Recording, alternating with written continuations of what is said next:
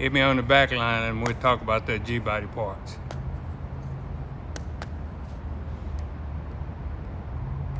We'll let a few more people on, and today's Tuesday, Teaching Tuesday. I'm gonna have an answering a question. I'm gonna let y'all ask some questions and I'll see if I can answer them about driving a big wheel car, whether it's 24s or 26s or even 30. We're gonna do a little bit of that today. I had planned on doing something else, but we didn't get all the parts ready to bring it out. So we're gonna do a little going over some stuff about driving one of these. I call them fast cars, you know. So we'll let a few more people on, then we'll get started.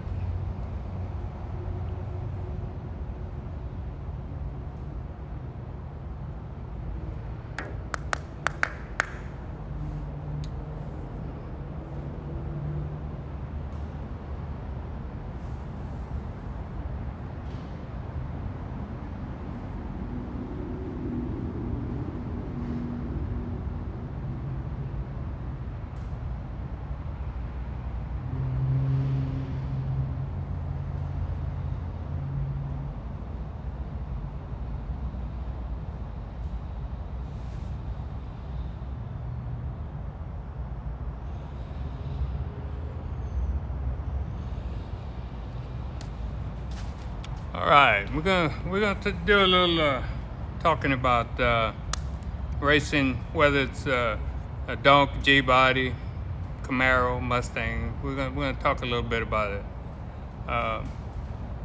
My thoughts are, I'm gonna let you guys ask the questions.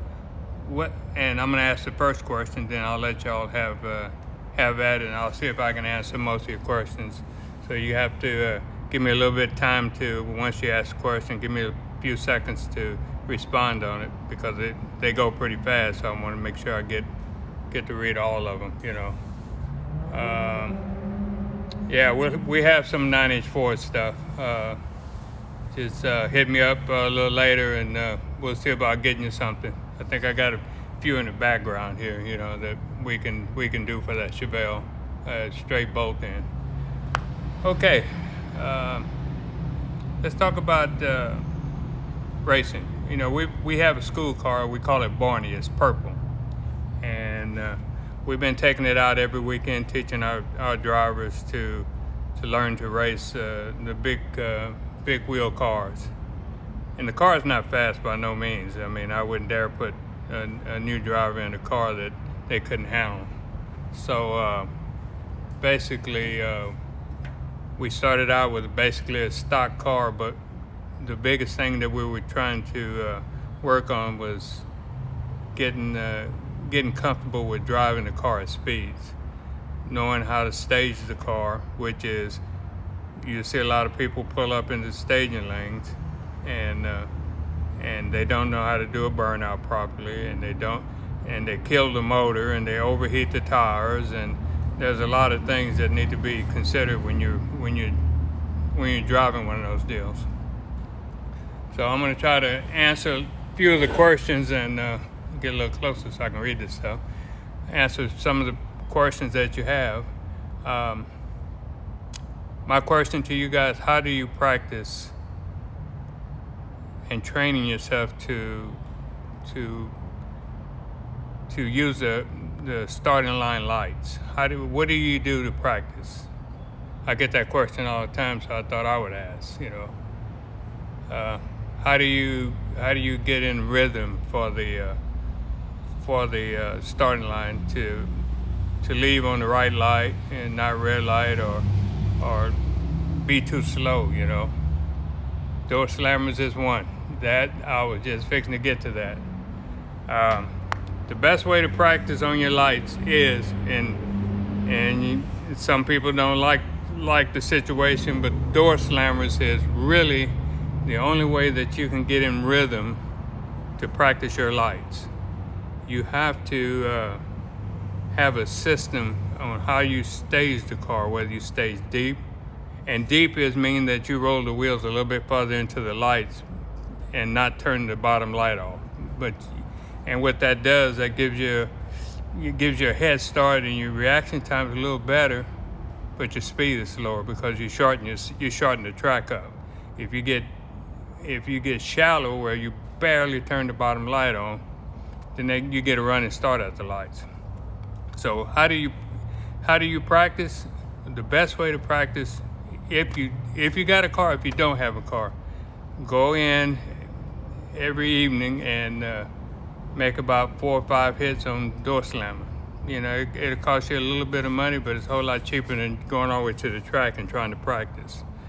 It is as close to as racing, and that you're able to do and not tear up any equipment or wear out anything, or just the expense of it. So what you can do, and I tell my guys, when you go in, you relax, you sit down, and you make a hit. You run somebody, okay, and you evaluate how many times you write it down what your reaction time was, and you try to better your reaction time, but you don't go right back in and do it. You wait about 5 or 10 minutes, then you go back in, because if you continue to do it over and over and over and over, you're kind of cheating yourself, because that ain't the way you race it. So you'll get into a rhythm and you're guessing. You're not really learning the process of leaving on the right light. So the thing that I suggest to do is get the door slammers. It's cheap, and you can do it at home. Practice on your starts. Practice on getting the car down the track. Practice on whether you need to beat a guy by a mile or you need to beat him by 2 inches. Practice on those things. You can do that on that door slammer. It's good enough for you to train yourself to get excellent on the starting line. The thing is, do not do it over and over and over and over. Do it maybe 4 or 5 times and put it away. Then come back the next day, and I guarantee you, after about a couple of weeks, if you practice and doing it that way, when you get to the track, your lights are going to be a little better. You got a little bit better focus on what you're doing and how to do it. The biggest thing is being like a robot. You do the same thing over and over and over and over again every time that you get in the car. For example, you come through the water box. Well, a lot of times guys come through the water box, and you see the big guys do it. They do these long, smoky burnouts. Well, there's a thing called temperature in the tire. You get the tire warm, or you get it hot during that burnout. You back the car up, and you stage the car again. But what you have to do is make sure you do that the same way. If you do a burnout past the starting line, make sure you do that every time. Do not get out of that routine of doing that. But then you don't want to overheat the tires also, because there's a process of the tire getting, the hotter it gets, the heat will cause the tire to not get as hot the next time. The next time you do your burnout, the tire will not do the same thing it did the first time you did it, because of the heat rate that you're putting in the tire. The more heat you put in it, the harder the tire gets. You want to make sure that when you do a burnout, you want to make sure you get the tire warm. You don't have to do a funny car burnout, because the tire is not made for that.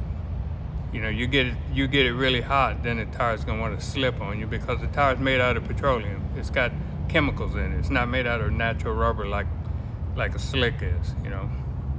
So what you're gonna end up doing is getting the tire overheated, and then the tire gets hard. Then the next time you come back up to the starting line, you do that same burnout. It ain't gonna hook up the way it did before when the tire was fresh.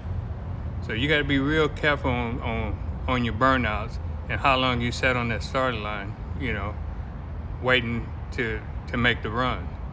I mean, those burnouts are cool and everything, and the fans love it, but it's not consistent of doing the same thing every time. There's a couple of guys that, you know, when you do that burnout, I mean, people floor the cars, and you don't need to do that. I mean, you know, we found out that the valve springs go away if you do a burnout at 8,000 RPM. You're losing your valve springs, so the motor is suffering from that burnout. So you want to make sure that you do the same thing. Put a tach in the car and keep the burnouts down as far as RPM, because you're in that water, it's going to smoke anyway, and you really don't have to do that pro stock burnout all the way across the starting line, because the track's already prepped. So you're not, all you're doing is pulling the rubber off the track. So I wanted to get that out. So anybody got any questions, I mean, feel free to ask, and I'll see if I can answer them, you know. But there's a lot of things out there that's got to do with racing that you really need to pay attention to if you're racing. And even if you're a fan in the stands, you know what they're doing, you know. You know that they're doing something properly, you know, as far as their burnouts and staging the car and how deep they're staging deep or they're staging shallow. I mean, that just helps you understand what they're doing out there.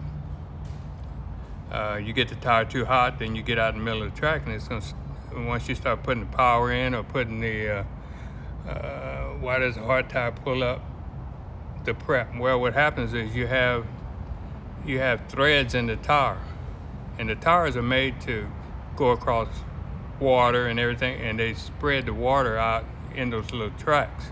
Well, you get on the prep, it's actually like a sticker. It'll pull the prep up from between those tracks. You know, each chunk of that tire that's cut in section, it's going to pull the prep up.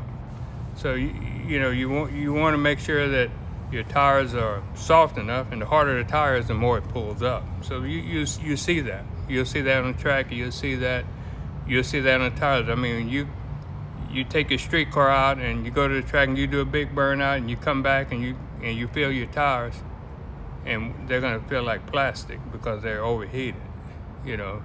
So you have to be careful with that. But on the other side of that, you're losing a lot of the prep off the track, because it's pulling the rubber up that somebody else is trying to put down to get better adhesion to the track, and the tire is pulling the rubber up. So you want to be careful with that. Any other questions?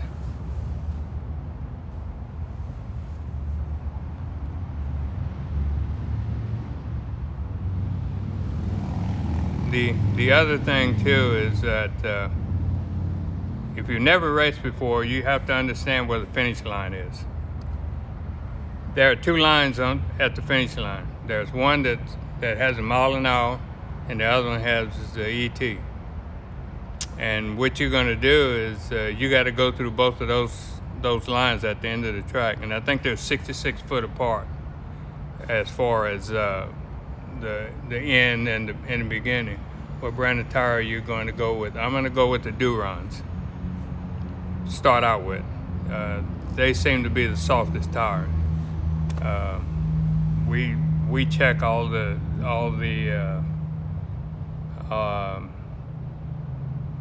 hardness and the softness of the tires with the Durameter, and what it does, it tells you how hard the tire is. That's the softest tire we found so far, and I mean that's not, you know, don't take that to the bank, because we haven't tried them yet. We're still trying to get them done. You know, we have the tires.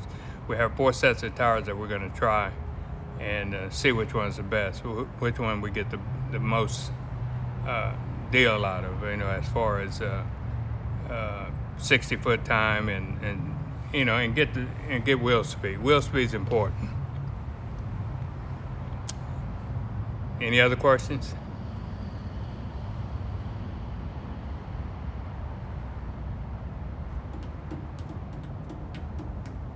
Back to the end of the track.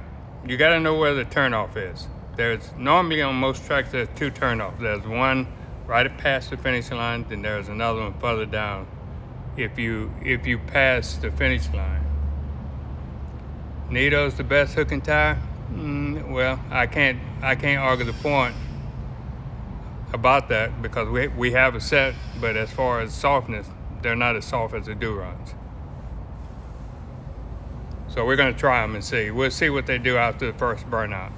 If they get hard, the heat cycle gets hard on that tire, then we'll see what it does. Uh, I have a problem with that in some cases. In some cases, I don't. I mean, uh, it's gamesmanship out there when you're staging the car. I mean, with these turbo cars. I mean, if I had a natural aspirated motor and I was going to run against a turbo car, I have to give that guy time to get his car set up. But then on the other side of the coin, he's got to wait for me to get in the lights before we can go. So it can go both ways. But if I was running a turbo car, I would try to be as quick as I could as far as staging. Nitrous car, not so much. But it's gamemanship. I mean, if you can hold a guy off and throw him off his rhythm, then a lot of times that comes back and bites you because now your tires are cold. So you got to keep that in mind. Uh, we try to we're trying to do some different things here at the shop with the students. I don't know about that. I don't know if I got the best knowledge. There's some smart guys out here. I'm just out here just hanging out with these guys, trying to keep up, man, because we're way behind. So I'm just trying to keep up. Turbocharged or supercharged? What's better? Me personally, I like the supercharger. Me personally. Now that don't mean it's better, but I like the supercharger because you're not dependent on exhaust from the motor to get it going, but you're dependent on the crankshaft spinning that supercharger, pumping cold air into the engine. So to me, supercharger I would go with. Turbos, I like them. They're fast, but I would run them. Don't get me wrong. I would run them if I found out that they were quick enough. I just don't know if you can turn the turbo down. Say you get on a track that hasn't been prepped very well, or a no prep, or any of that stuff. I see that the turbo cars seem to have a little problem getting down the track in those situations. I like the supercharger myself. If not, I like NA, naturally aspirated. I mean, you put it on the mat and you let trans button go and just let it eat. But I like the superchargers. Now we have turbos in one of the school cars here. We have a turbo. We have a 80 millimeter thing on it, and the guys wanted. That's what they wanted. So we're gonna go with it. That's in Cocoa. It's a Malibu G body, and we're gonna go with that. But it's a learning curve for me and the guys. And what we try to do is try to learn everything we can about it. Because I don't want to have to depend on a tuner to tune the car. I want the guys to be able to pick the laptop up and make adjustments and know what they're talking about. I don't want we have to fly somebody in to race a car. I mean, that takes all the fun out of it. And plus, you're paying for that, So, you either got deep pockets or you just extremely wealthy to do those things, to fly somebody in and have them tune. What happens if they can't show up or they can't come? Then you're stuck. Who makes the best supercharger? ProCharger right now, I think. I think they got the best setup as far as, you can run that thing off the crankshaft but you got to buy the best stuff to go with it. I mean, you can't put a cast crank and have a ProCharger on the front because it'll break it. So you got to buy the expensive crank, the billet crank, to go along with it. But I think the future of racing will probably end up going supercharger. I think. Now, like I said, I don't have a crystal ball, so that's just my opinion. You know, like they say, opinions are like assholes. Everybody's got one, you know, so we can take it from there, you know.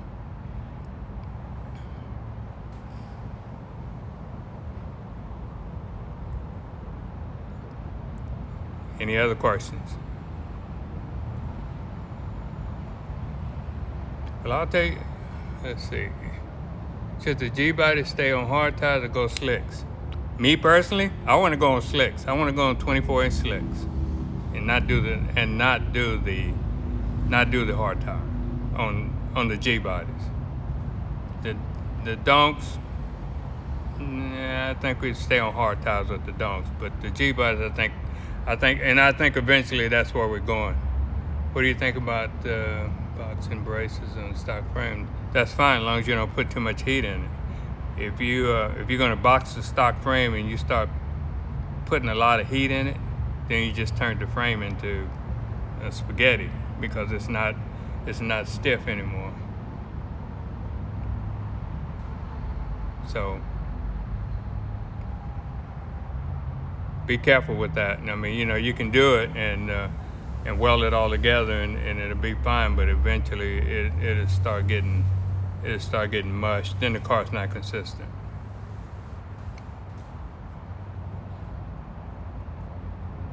Well, the reason I think they should stay on hard tires because they do well with them. I don't think the donk wheelbase is so long. I don't think they'll have an advantage by putting a slick on the donk with a 121-inch wheelbase. I don't. It'll take from the mystique of the guys that work real hard to make the donk do what it does. As far as the show, you know, you want to put, you know, you want to keep the show as not as good as it can be, you know, and it's a chess game, you know, with the donks, you know. G bodies, let them rip, you know, put some 24-inch, but everybody has to run 24s, you know, and just let them rip. I mean, let them do what they do, you know. G body, I mean, it'd be wheels up. I mean, it'd be some fantastic racing, you know.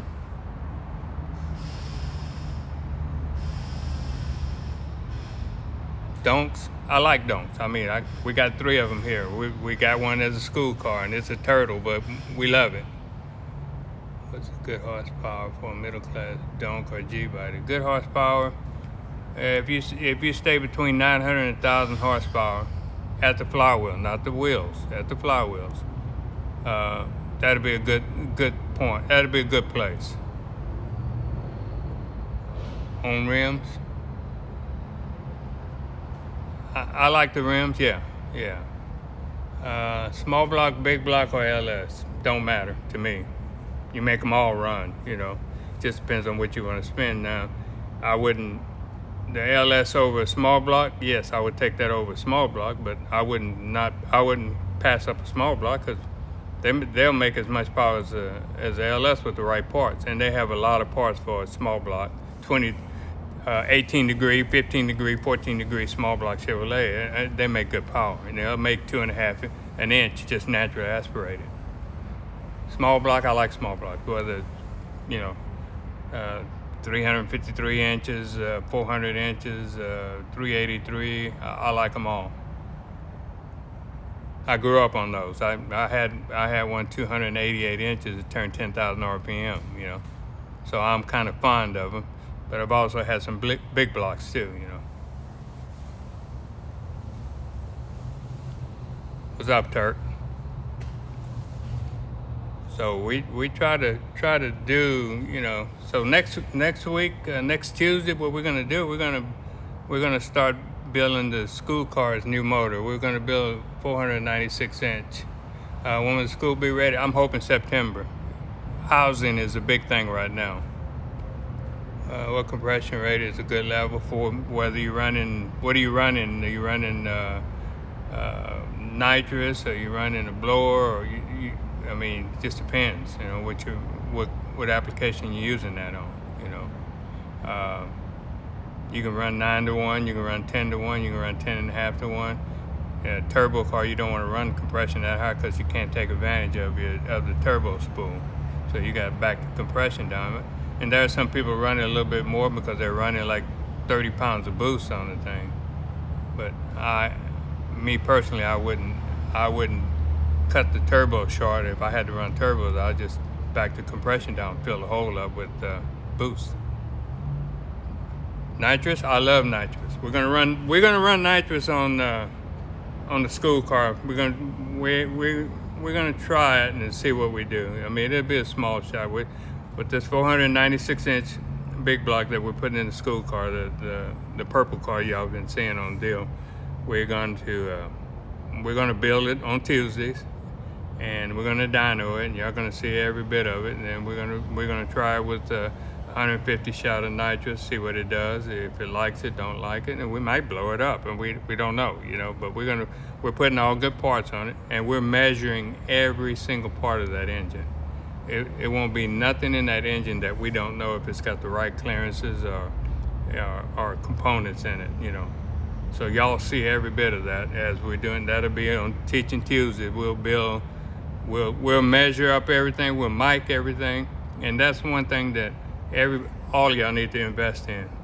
A set of dial calipers and 1 or 2 mics. You don't have to buy a whole set. Get a 0 to 1 and a 2 to 3, and have that in your garage, and be able to measure things. Because when they send you, say you order some head gaskets for your motor, and they tell you it's 60,000 head gasket, but you need 40,000, or vice versa, and you measure and it's 60,000, then your motor's not going to do what it's supposed to do, So you want to make sure that you know what parts you're putting in the car, or the machine. You go to the machine shop and you tell them you want to take 30,000 off the heads to raise the compression up. You want to be able to measure that stuff and see what it is, The more you can do in-house to guarantee your success, the better off you're going to be. I'm not saying don't go to the shops, because the shops do a good job, do a hell of a job. But you need to, even if you're going to the shop, you need to understand what's going on. You need to understand what clearances you're running, how much compression, and you need to know what bore size, what stroke, how long the rods are, where the pin locations are. All that's just math. You can figure that out. If you want to figure out the bore size of a motor, all you gotta do is bore times stroke times 6.12283, and that will give you the size of the motor, in cubic inches. I mean, let's, for example, we want to see what a 427 is. How did they come in? You can come up with that dimension of a motor 14 different ways. Put more stroke in, smaller bore, bigger stroke, shorter stroke. Bigger bore, shorter stroke. So you can come up with the same combination, but you need to know that. You need to know how you're going to do how those parts come together. You need to know when you call the machine shop and tell them, okay, I got a set of 30 over pistons. I need to have 7,000 clearance between the piston and the cylinder wall. And none of this is magic, so don't think it's a brain up here talking to you. No, this is all simple stuff. Everybody should know it, even the girls. They should know it, because a lot of times they go pick up the parts from the machine shops for the guys, or the guys go pick up the parts for the girls for their cars, So, know what you're talking about when you walk in. Then, nobody takes advantage of it. I'm not saying all shops do it, but there are some out there who will do it. They'll sell you junk, and I've seen it over and over again. Guys buy expensive motors and they got junk parts in them. So if you do the stuff yourself, you don't have the chances of that happening are far and few between. I won't. Let me rephrase that. I say I won't buy an engine from somebody else. I won't teach the guys here at the school to buy an engine from somebody else unless they know what they're talking about or what they're asking for.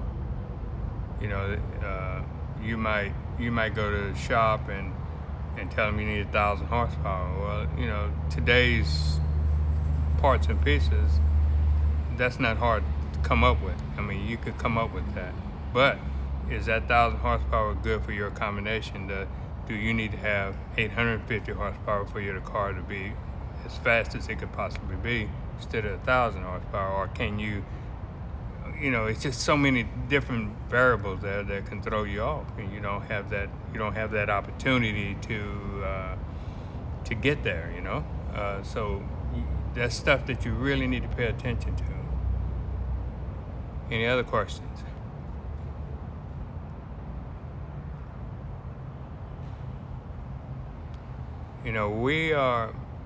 This school is, I don't know if y'all saw the little video I sent out yesterday. My guys, the ones that are here right now, I mean, they're all within 50 miles of the shop. So we have 4 guys here, and they're all so busy involved in what they're doing. So I made a point to have a barber come in and give them haircuts, the ones that wanted them. I mean, I don't need a haircut, but the guys that got hair on top of their heads, they get a haircut, and we take care of that. One of the drivers is a licensed barber, so we call him in. He comes in, cuts the guy's hair, and shave him or whatever. Do the designs or whatever they do. And then we get back to work. So it's different, but we try to do things that make this job fun, because it's so damn dirty and nasty. It's a pretty nasty job. The car behind me, that's Coco, and we got it covered up so it doesn't get scratches and stuff all over it. It's a G body. It's nothing special. We're putting turbo and LS in it, which is gonna be okay. 24s on it, and but we will take it out sometime in the near future. We have a lot of different programs that we're working on right now. I'm trying to work on a driving simulator, so a guy can train here at the shop, just with the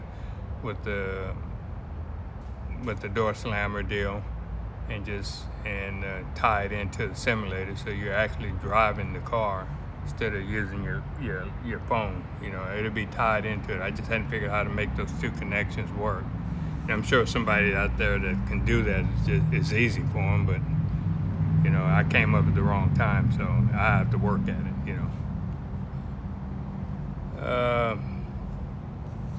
Gearing. Nobody's asked me about gearing. What gear would you run? And you got 305, 30, 24. Car weighs, let's say, 3,400 pounds. You got an LS in it. You got a turbo. No, you got a power glide. We won't put a turbo in it. We got a power glide. What gear would you run in that car to get the wheel speed and the performance out of it? 410s or 411s? Neither one. I would put either 456 or 488.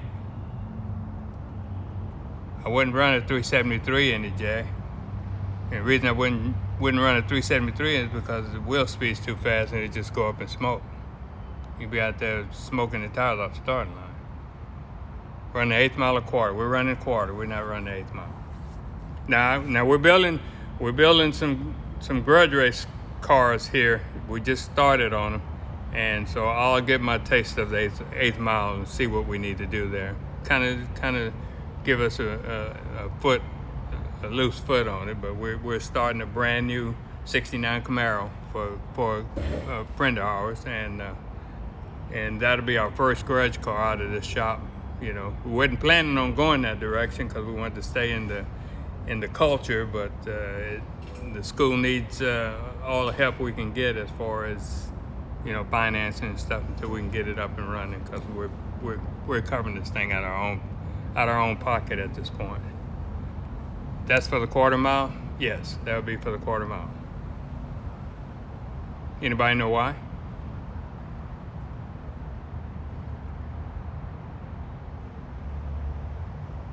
I hear you thinking. Why would you put that gear in the car, Gibbs? I know somebody knows out there.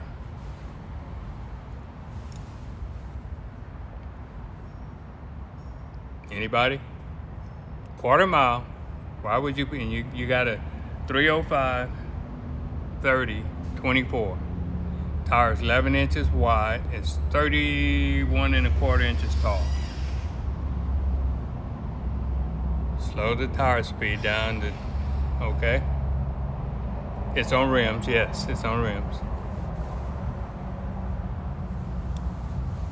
Why would you do that? Why would you put that kind of gear in the car?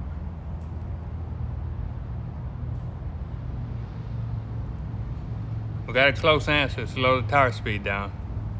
What does it, if you slow the tire speed down, what happens to the tire? Anybody answer that? It's on rims, yeah.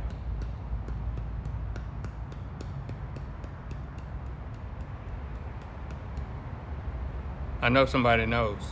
They're just shy about it. Come on, somebody come up with that answer there. Why would you slow the tire speed down? It hooks. It won't spin. Good answers. Good answers.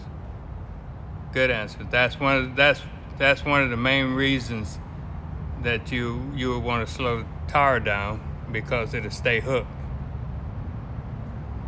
I ain't smart enough to save this live, but I'll try anyway. Yeah, you put a gear in the car, and what the gear does is it slows the tire down. The tire has time to stay hooked to the track.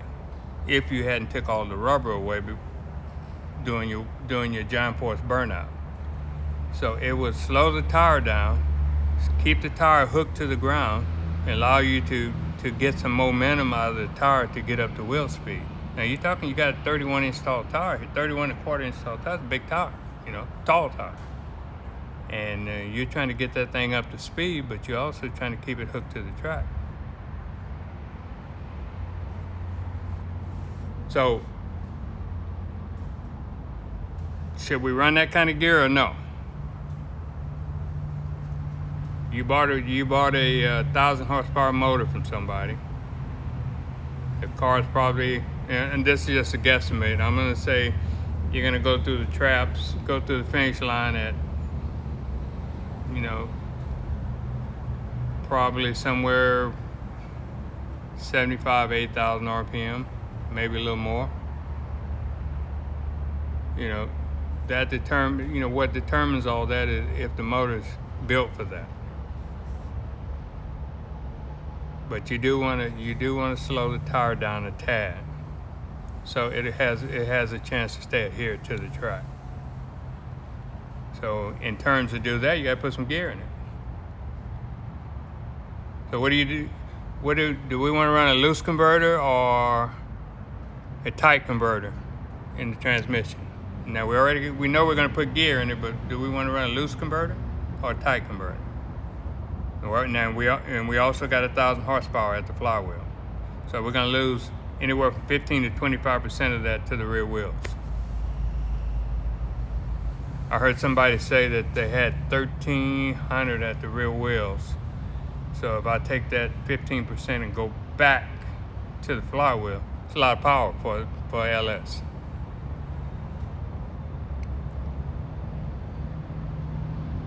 You run a loose converter. Now we're talking 5,000 RPM, or we're talking 3,000 RPM, or we're talking 3,500 RPM. Now you got to remember, now we still got a 3,400 pound car.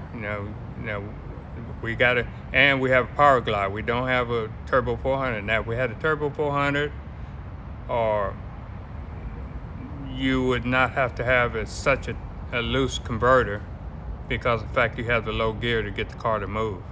But you take the chance on blowing the tires off of it also. So me personally, what I would do if I was running a Power Glide, I would run a loose converter. I would bring the RPM, especially if I had a small block, I would bring the RPM up. I got enough gear in the car, slow the tire down to get the car to move, but keep the engine in the power band.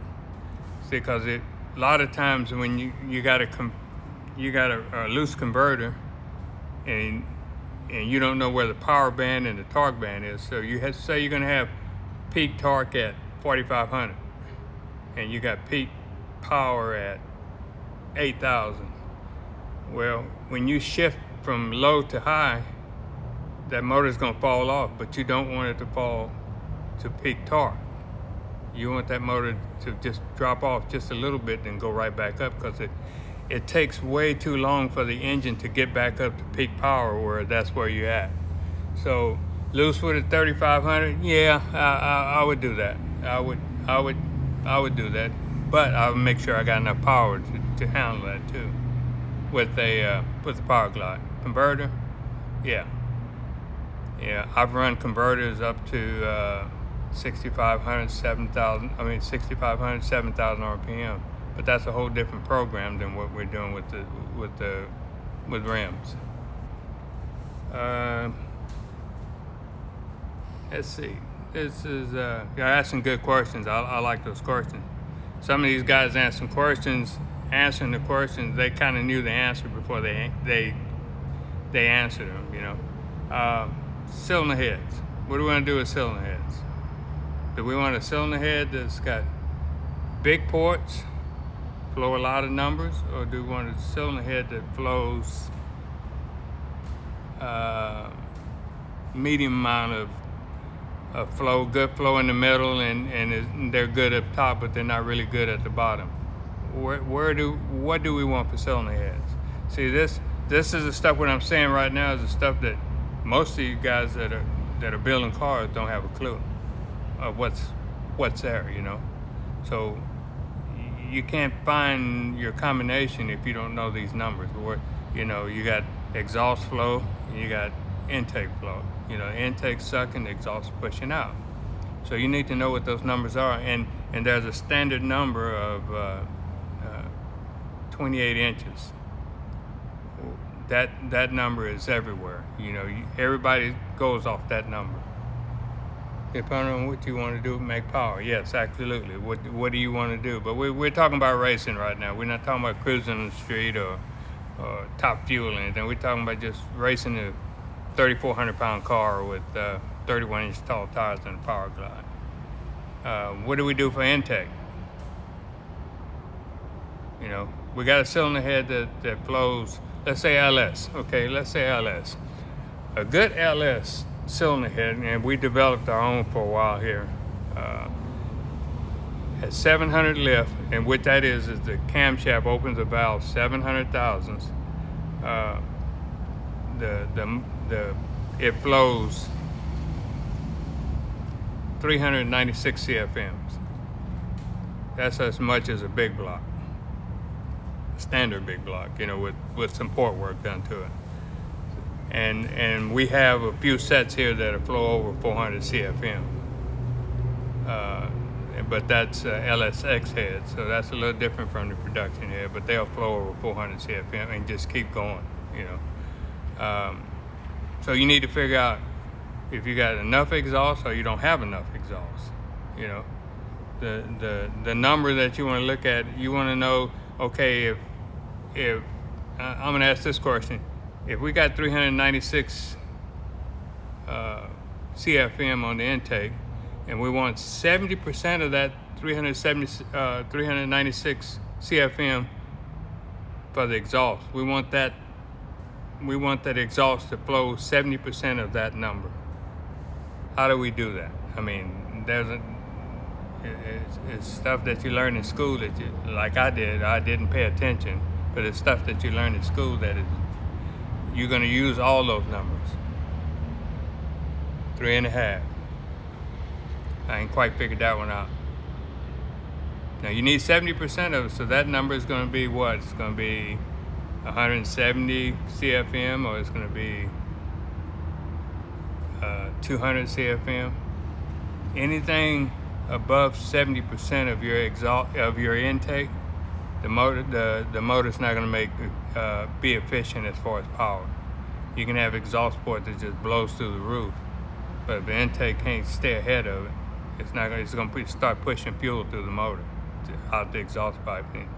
you ain't making no power.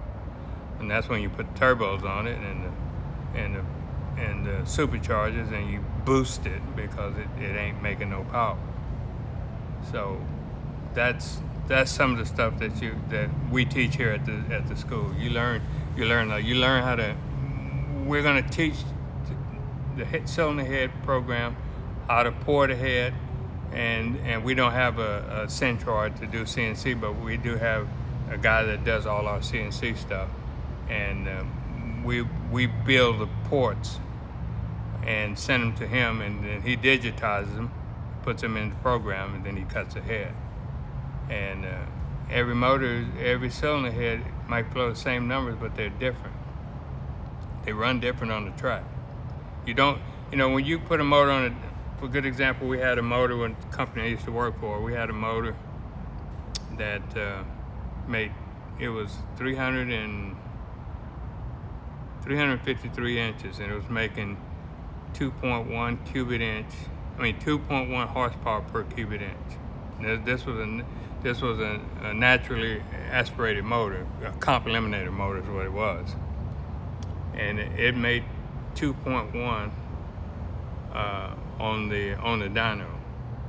And then we had another motor that same size that made 2.5 on the dyno.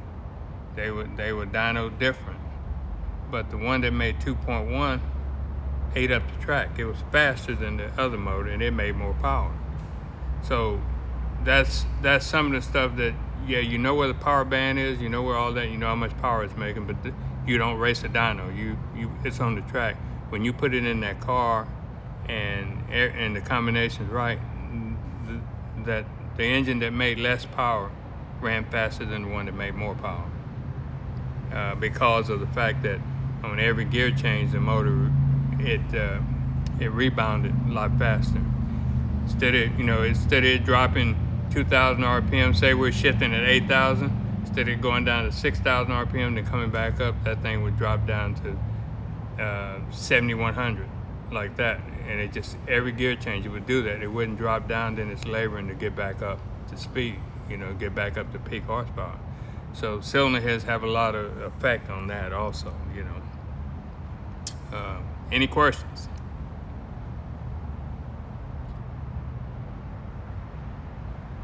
We could talk about a lot of things on bob weights, crankshaft being light enough.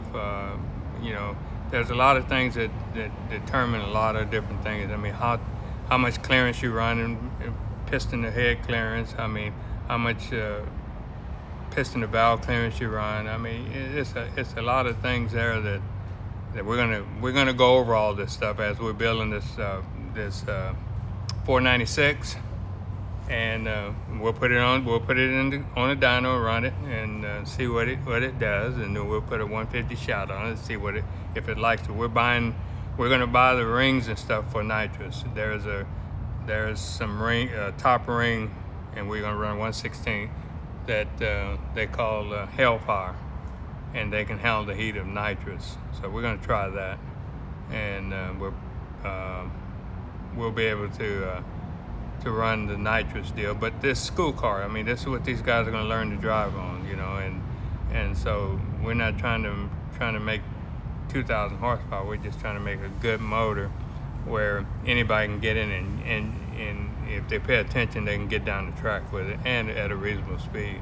We're going to have a class action in July, and we invited a few people to come down to San Antonio to make some hits with a school car, and on one day, that's on a Friday night, we'll make some hits, and on Saturday we'll get out there and go all out, then we'll bring Coco out, and then if they feel comfortable enough to drive Coco, then we'll turn it loose. Iron or aluminum block. I like the iron blocks. They just, I mean, just depends on what size you're building. If I'm building a 700-inch motor or something, it'd be a toss-up. But if I'm building a 427 or 454 LS, it'll be steel. I mean, it just, you're talking about the thickness of the cylinder wall, so they don't move. when you're putting the pressure to them. What intake would you use on the NA48 LS? I kind of like the Holley deal, but it depends on what you're gonna do with it. If you're racing it, I would put the Holley deal. But if you're gonna just cruise it and you want to have fun, stoplight to stoplight, I would put the low profile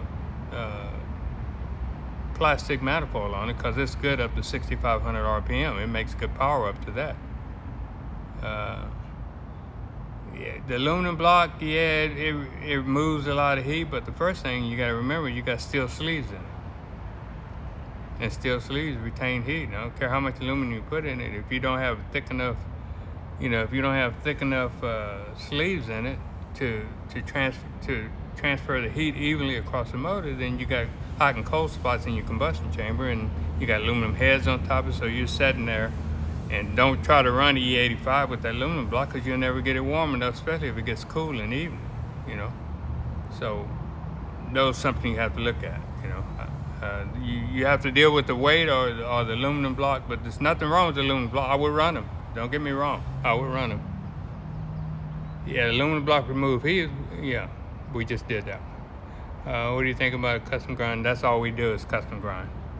We don't do anything but custom grind. We tried a production cam in Barney, school car. We we were pretty good.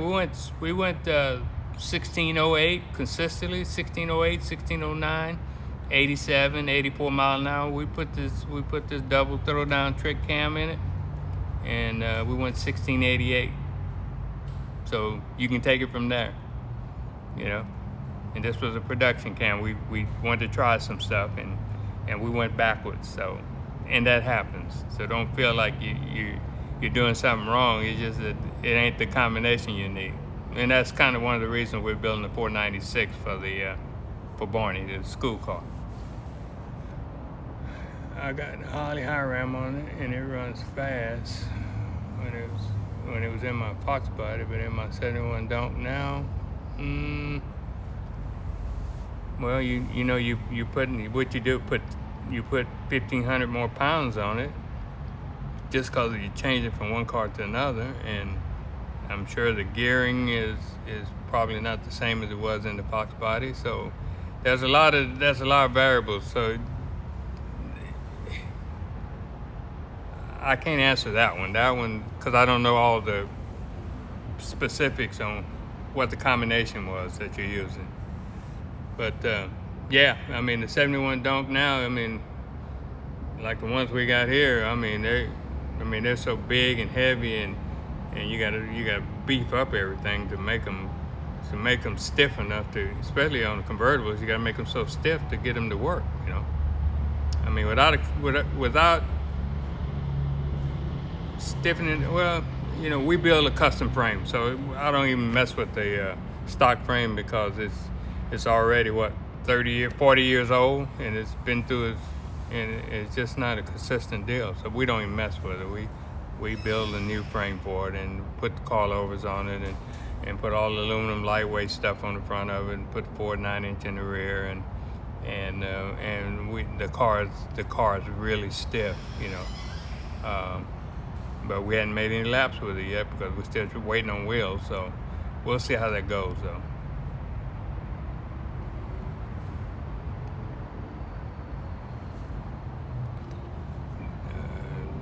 You have to be careful when you're changing stuff over and you think you're getting the same results. Sometimes you don't, But we thought we were gonna break some big numbers, and didn't happen.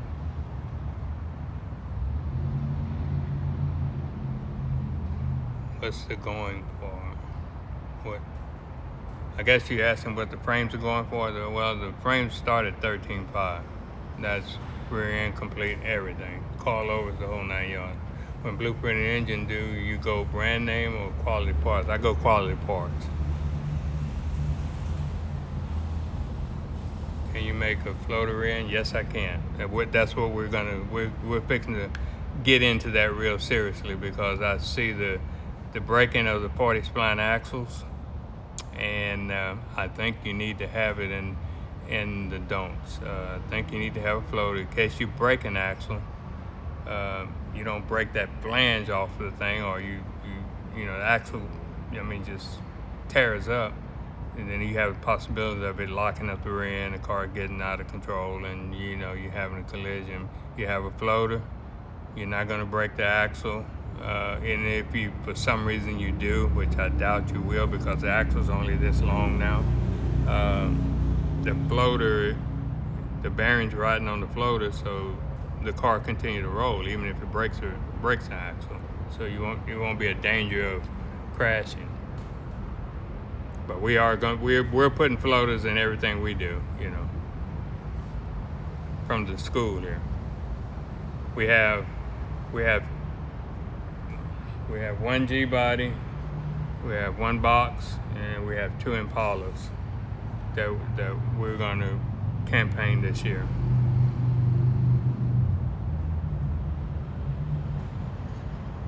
No, you ain't getting a free set.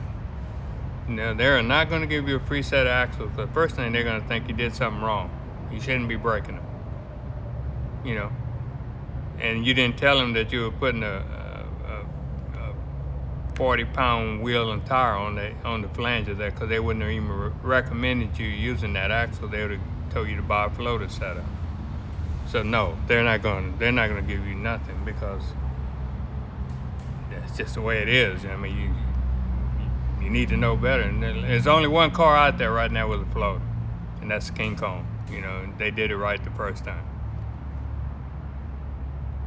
Well, were you talking about the gears, or are you talking about the center section, or are you talking about the complete housing, or are you talking about drop-in housing, or what?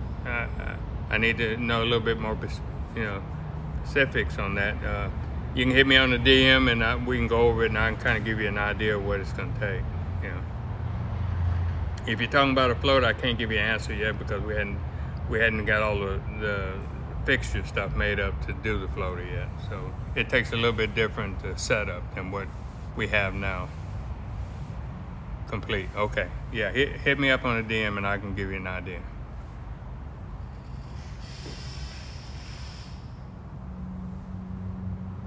That with carbon fiber brakes.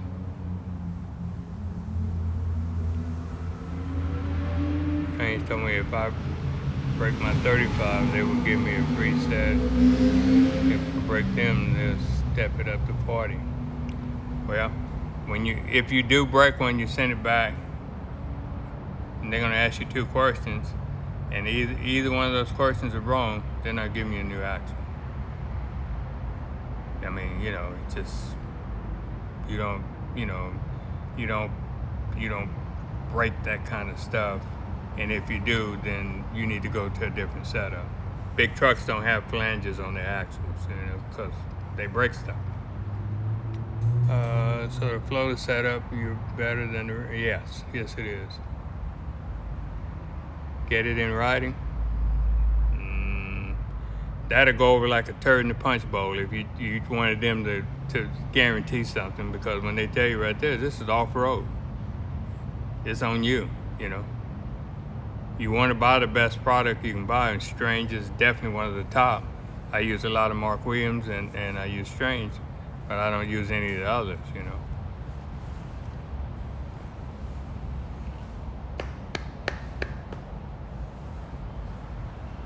But that was a good question, though. They won't do it. If they're sponsoring you, then you don't have to worry about it. They'll give you anything you want, but they'll talk you into putting a floater on it. And they do sponsor cars, so. Any other questions?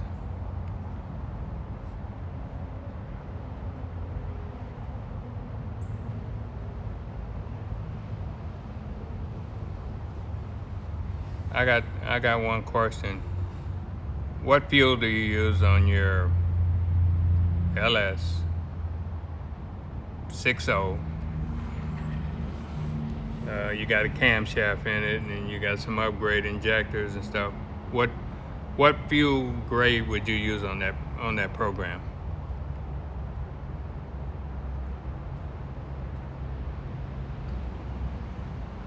Would you use 87? Would you use 93? Or would you use 101? Would you use C16 or C12? You're using 97 right now. What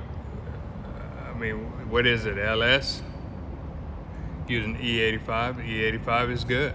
I mean, if you run lots of compression, that's good. Until it gets cold.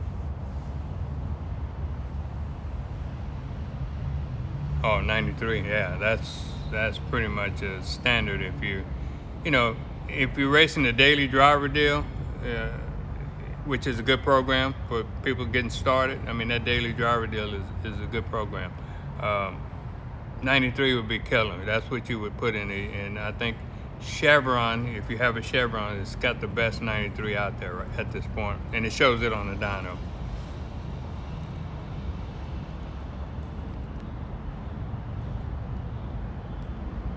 Because anybody know how much fuel you'll burn from the time that you do a burnout till you get to the finish line and come back down to return to get your time ticket? How much fuel would you burn in ounces? Anybody got a guess?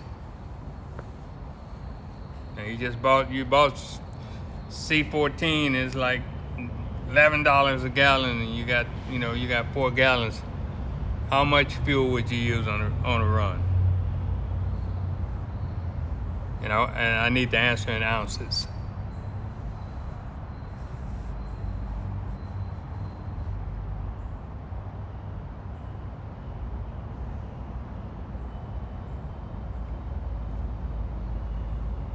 Nope, I can't do that.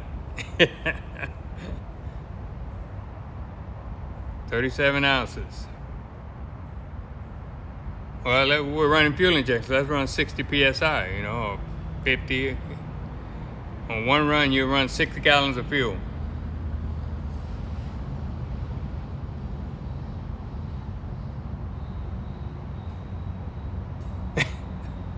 $768 gallons.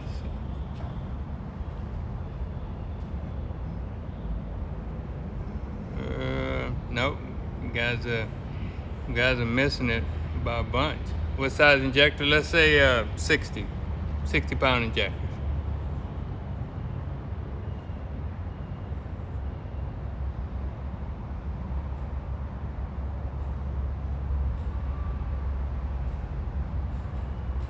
People, you off a mile.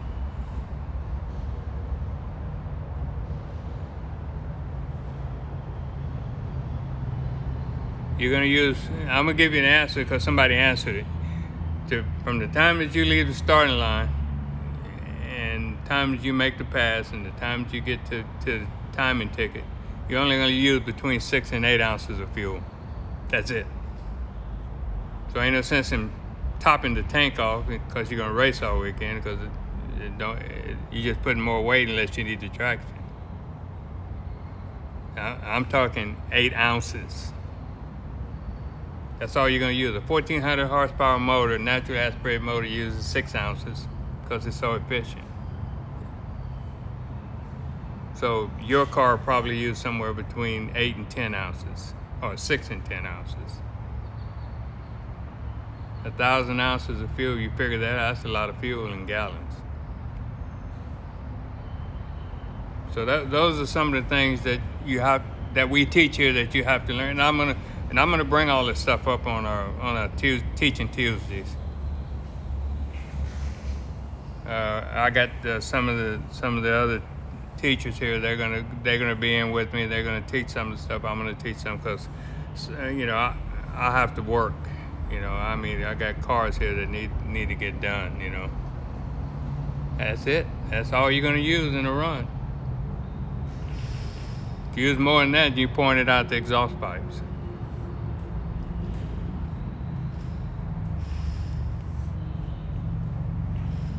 No problem. I'm glad to help. I can't take it with me. Like that old saying, you don't see a hearse, you don't see a U-Haul truck behind a hearse. So I can't take this with me, so I got to pass it on. I ain't going nowhere no time soon, but just I feel like I got a lot of experience and I've been through it all and I've seen it all. Most of it, not all, but I've seen most of it. and I've been fortunate enough to be able to learn some of this stuff, you know.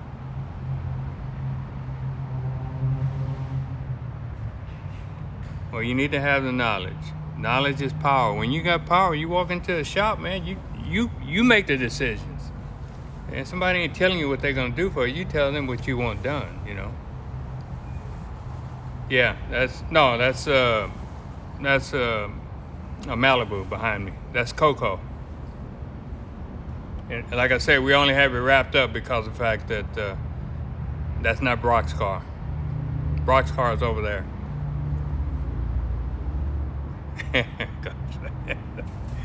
Yeah, yeah. It won't look like that when you see it again.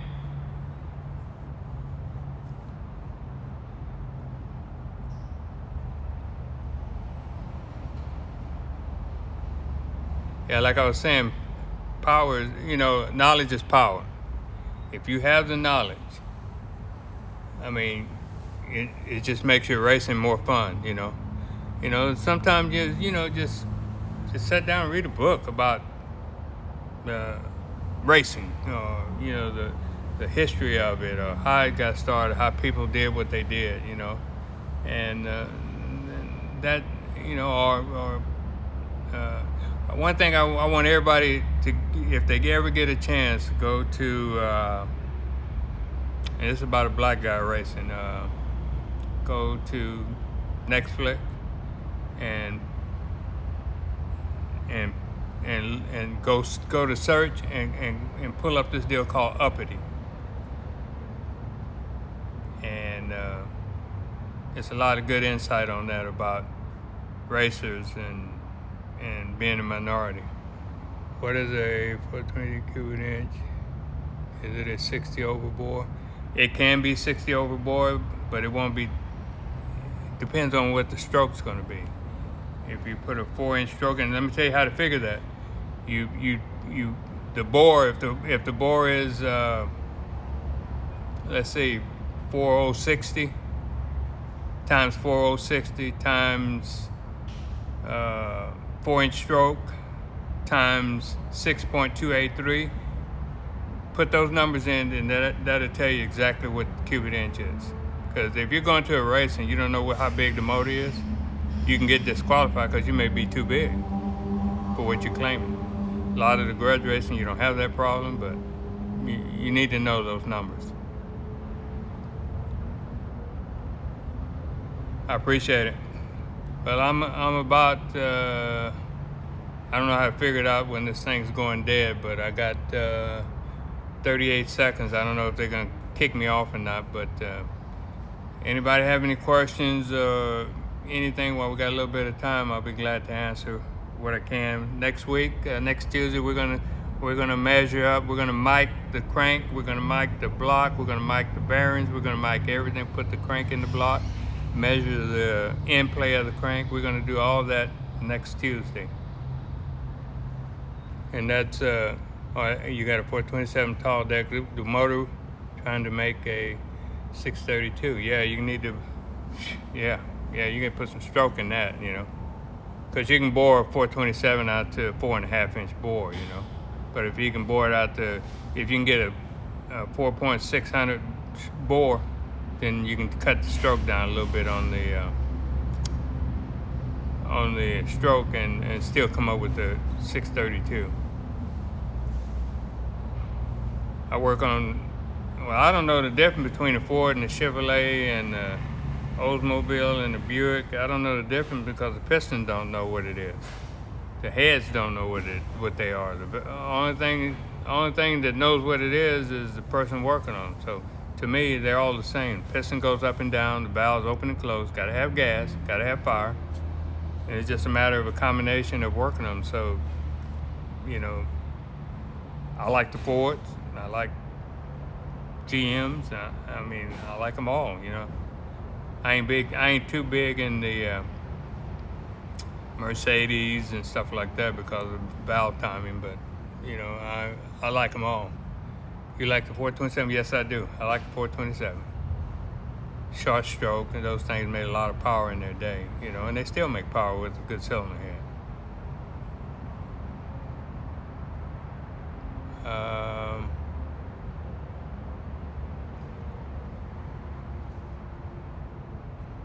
think we're just about out. But man, I appreciate everybody for being on. Y'all need to hit me up on next Tuesday, and we can start building the school motor. See what we got. I'm gonna have to film I won't be able to do the dyno pulls in live, but I will be. With the supercharger, it's good for big rims. Yeah, I mean it's a combination. You have to work at it though. Converter, transmission, rear end gears, you have to work at it because it's instant power with the supercharger. Once you hit the throttle, it's all in. So you have to be careful about that. It knock the tires right off of it. When I mean knock the tires, it spin the tires. First hit, so you have to finesse it off the starting line, then turn the power on. If you had a slick, it wouldn't be such a big deal, but on a rim, you got to watch it. Not a problem. I enjoy what I do. I love what I do, and my bride gives me hell about it, but this is what I do. I don't hang out. I don't go to the clubs. I mean, I'm here working at the shop because this is what I do. And I enjoy teaching you guys and answering questions and anything I can help. Any of you. I mean, if I can help you, I will. If I can't, I can't.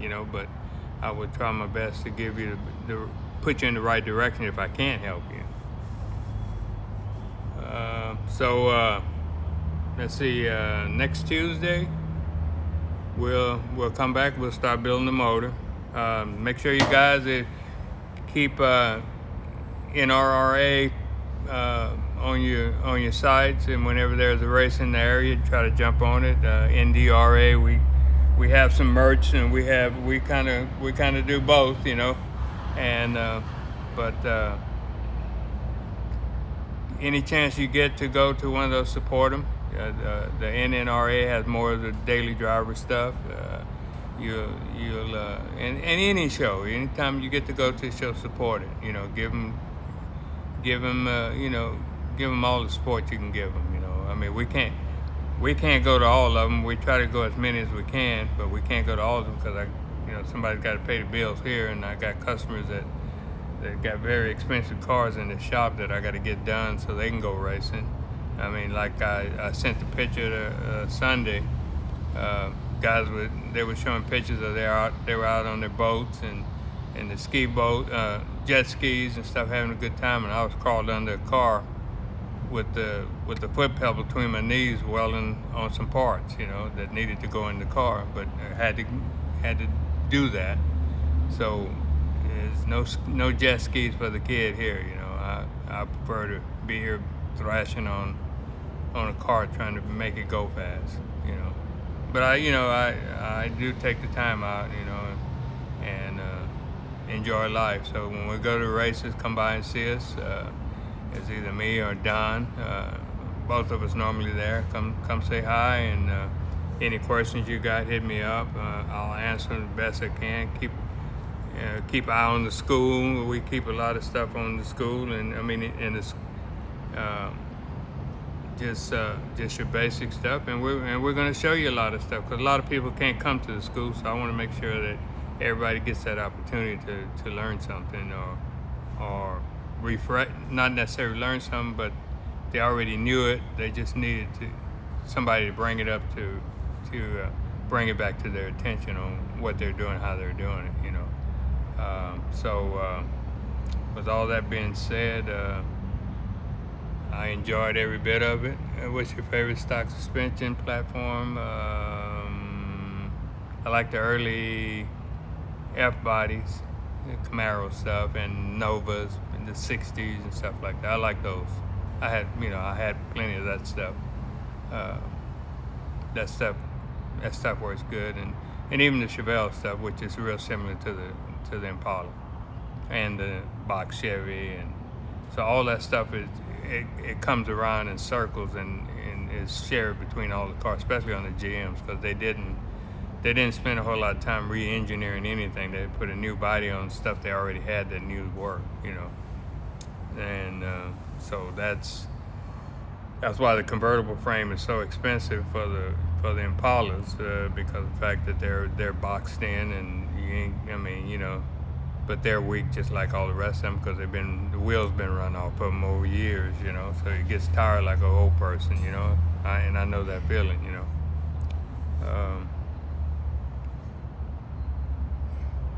but I'm glad you like this type of show, because I can't pass on any knowledge the other way. I can't, because everybody's talking about racing, and I enjoy that, but I've been so busy developing new parts for the G-body and the don'ts that I really hadn't had a lot of time to be on live, and so I take the time out on Tuesdays to do it live. And you might see pictures and stuff, but I won't do it live for a while until we get we got a couple of G-bodies we need to get out and get to the track. Yeah, yeah, but I enjoy it, and so what I got one of the students giving me a call, so we're gonna call it a night, and I enjoyed it, and next Tuesday we'll do it again. Appreciate it, and you guys have a good night, and stay on top of it. Yes, we do engine builds. We do everything here in house. Only thing we don't do is some of the machine work, and eventually we will have CNC stuff here to do everything in house. I mean, we'll be able to make blocks from billet blocks from scratch, and we'll be able to do all that once we get the funding to get the school up and going. That's why I said the people that go here, they will be able to go anywhere and get a job, if they complete the course and they put the time in, because it's year long. It's no, I feel like if you take 3 months off, other than take a couple of weeks off to go visit a family or something, you take 3 months off, then you don't have that, you lose a little bit, because you got to remember what you already knew. But if you're constantly doing it, then it comes natural, and you don't have to think about it. It's kind of like looking at a wrench. You know what a 9/16 half-inch wrench is. You don't have to think about it. You just look at it and you know what it is. So that's what we're trying to do here. Yeah, it's painful, but yeah, we're getting there. Like I said, we'll have a good day, and you guys enjoy the rest of the night. And I appreciate you coming on. And I'll try to save this. I ain't quite sure how to do this, but I'll try to save this.